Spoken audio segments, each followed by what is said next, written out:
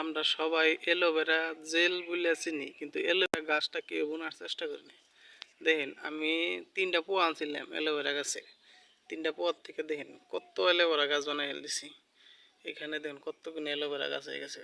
এখানে ডাইকে যদি বড় বড় হয়ে যায়, কিন্তু আঠে নিয়ে গেলে সবাই কিনবো একটা ডাইকে 10 টাকা। দেখেন একটা ডাইকে কত উঠে গেছে। এটা মোটামুটি আমি কিছুদিন ধরে ব্যবহার করতেছি, খাইতেছি, ভালোই লাগে।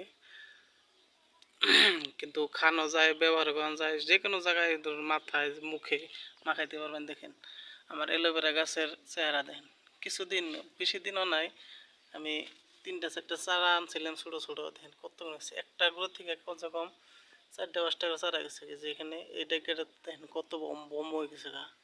এই দেখেন এই গাছটা দেখেন, এই গাছের গুঁড়ো থেকে দেখেন কিরম পোয়ান হইতেছে। পোয়ায় যে হরাই বুনো মানে জাম্বা বুনো অম্ব হয়ে যাবো। আর এই যে এখানে পোয়াগুলো দেখুন কত অনেক হয়ে গেছে, এখানে বেশি হয়ে গেছে পোয়া।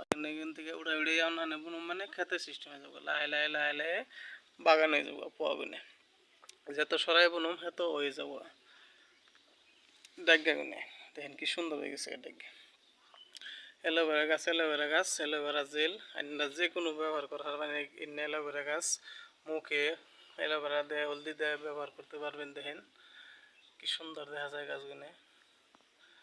এরকম অ্যালোভেরা এটাকে যদি আমরা রাস্তাঘাটে দেখি অবশ্যই কিনে আনি, 10টা নেক 20টা নেক 2টা 3টা করে ডাকে কিনে আনি। আউশ লাগে যে অ্যালোভেরা নিয়ে যাই। দেখেন আমি বাড়িতেই তৈরি করে আনছি অ্যালোভেরা গাছ।